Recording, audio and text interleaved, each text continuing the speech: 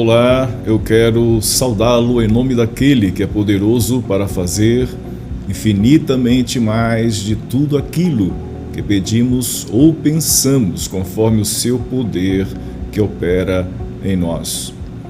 Durante esta semana estamos estudando sobre o tema o outro lado da vida de um religioso. Mentalmente temos um quadro do religioso, alguém piedoso, alguém de oração, alguém que tem o texto sagrado em suas mãos, aquele que frequenta o templo ou os templos regularmente, aquele que não comete certos pecados que as pessoas comuns cometem ou dizem que não cometem. Este é o inconsciente coletivo de uma pessoa religiosa. Mas há o outro lado da vida de um religioso. E nós sabemos, muitas vezes nós ignoramos ou decidimos não saber, porque isso nos afronta e nos entristece e nos distancia da religião. Mas é algo que temos que encarar, e Jesus está encarando aqui o outro lado da vida de um religioso. Ele não está se colocando um crítico ou contra a religião em si. Tanto é que ele disse: fazei tudo que os escribas e fariseus dizem, mas não imitem, porque eles não fazem. O religioso é assim. E ele começou a sua abordagem sobre o outro lado da vida de um religioso, apontando 6 críticas, que não vamos lembrá-las porque não há tempo, porque nós temos que continuar com a caminhada de Jesus neste tema.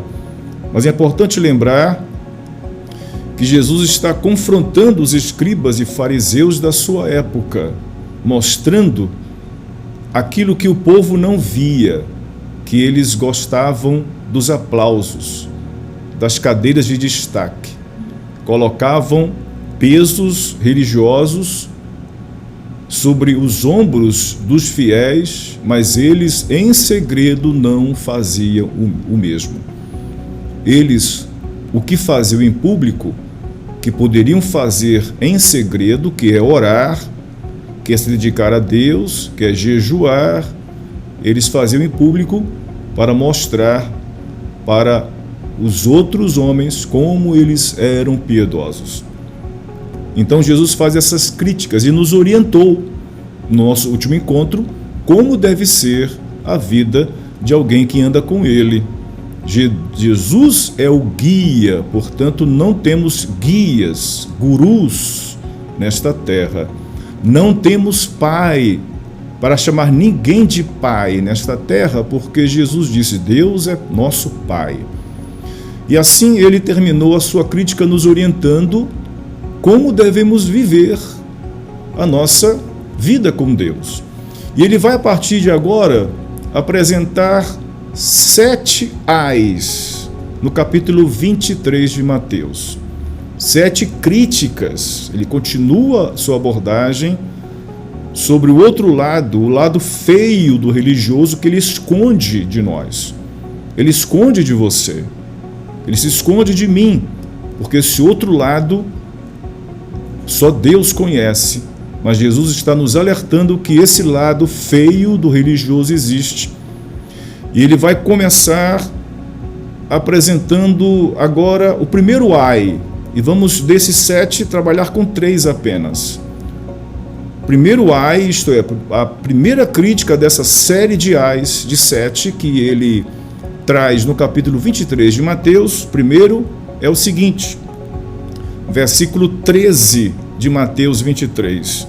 Mas, ai de vós, escribas e fariseus hipócritas, porque fechais aos homens o reino do céu, não entrais, nem permitis entrar os que entrariam. Jesus faz uma séria crítica aqui. Primeiro, ele diz que os religiosos da sua época, e mais uma vez, se formos honestos, os encontraremos hoje, chama de hipócritas. hipócrites no grego, que era uma palavra usada no grego antigo para ator, para aquele que está representando um papel. A pessoa, quando representa um papel alegre, festivo, feliz, não necessariamente ela está feliz naquele momento. Ele pode ter tido um luto, ele pode estar triste, mas o papel exige que ela sorria, então ela vai sorrir. E quem vê aquele artista, aquele ator, acha que ele está realmente feliz. Jesus faz essa crítica aos fariseus e aos escribas, chamando-os de atores. Isto é, estão representando uma piedade, representando uma religião, representando alguém piedoso, mas eles não passam de hipócritas. Ele diz: porque fechais aos homens o reino do céu, não entrais, nem permitis entrar os que entrariam. Eles colocam tantos pesos da religião em cima, as pessoas querem Deus, mas eles colocam tanta dificuldade, porque eles não entram e também não estão permitindo outros entrarem no reino de Deus. Esta é a primeiro ai. O segundo ai, no versículo 14, ele diz: ai de vós, escribas e fariseus, e novamente hipócritas, atores, artistas da religião, porque devorais as casas das viúvas, e para disfarçar fazeis longas orações, por isso recebereis uma condenação muito maior. Veja o que fazia e o que fazem os líderes religiosos de ontem e de hoje. Eles continuam sendo hipócritas, atores, estão representando um personagem religioso. E o que eles faziam na época de Jesus? Devoram as casas das viúvas, isto é, eles consomem o dinheiro, consomem a vida, consomem os recursos do fiel.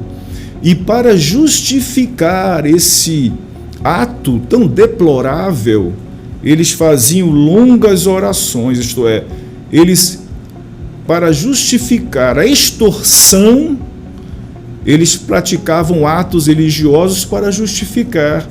É como se um religioso de hoje dissesse: eu vou fazer uma longa oração por você, mas você tem que fazer a sua parte, tem que preencher o cheque e entregar para o meu ministério. Isto é, a pessoa entrega de boa fé uma oferta, às vezes sacrificial, vai tirar da família para dar para um religioso, porque ele vai fazer uma oração poderosa, uma oração forte. Jesus diz a mesma coisa aqui, que ele enfrentava isto. Os religiosos, os fariseus, eles extorquiam as pessoas, tiravam os recursos delas, e para simplesmente não chegar e tomar, eles faziam uma oração. E para eles justificava o ato da extorsão, da espoliação, da opressão, da humilhação que eles praticavam. Veja se não há o mesmo hoje.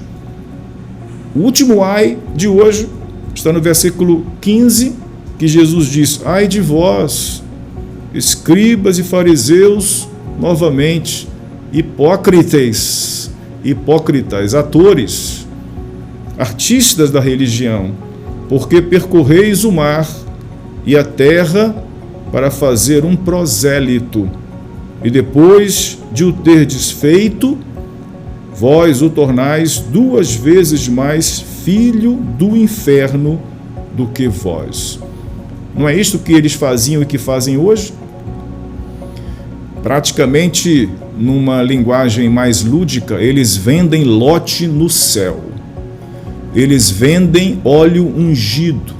Eles não dão, eles vendem. Eles vendem rosas consagradas, eles não dão. Eles não dão nada de graça. E eles fazem isso com um marketing altamente pesado. Eles não saem da televisão. Estou falando dos religiosos de hoje. Eles não saem da sua casa.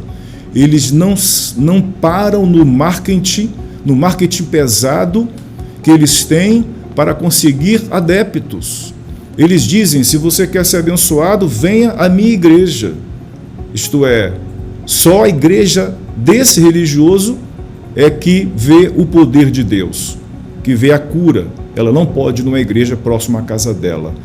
Nós vemos o mesmo perfil de religiosos hoje em dia. E Jesus disse que eles percorrem o mar e a terra, isto é, eles vão para todos os lugares, atrás de fazer um fiel, um prosélito deles. Eles não estão atrás de fazer pessoas discípulas de Jesus. Eles querem discípulos deles, para que sirvam a eles. E assim eles percorrem mar e terra para fazer um prosélito. E depois de o ter desfeito, disse Jesus aos fariseus e escribas: vós o tornais 2 vezes mais filho do inferno do que vós. Cuidado se você está seguindo um religioso como este, porque Jesus já alertou: o fiel se torna duplamente filho do inferno, porque se deixa levar pelo engano e segue um guia cego que não sabe para onde ir. Portanto, quero deixar esses 3 primeiros ais de Jesus para os hipócritas e religiosos. Devemos refletir, porque nós estamos nos templos, estamos seguindo algum líder e nós devemos olhar para o raio-x que Jesus coloca em Mateus 23. E hoje, versículo 13, 14 e 15. Este é o diagnóstico, este é o raio-x, este é o exame para que eu olhe para o religioso que eu estou seguindo, olho para a palavra. Eu nunca poderei dizer: eu fui enganado, ninguém nunca me disse a verdade. Você tem a palavra de Deus para abrir os seus olhos. Minha oração é que, de fato, seus olhos se abram e você reconheça em Deus, em Jesus, suficientes para a sua vida e crescimento espiritual. Deus o abençoe.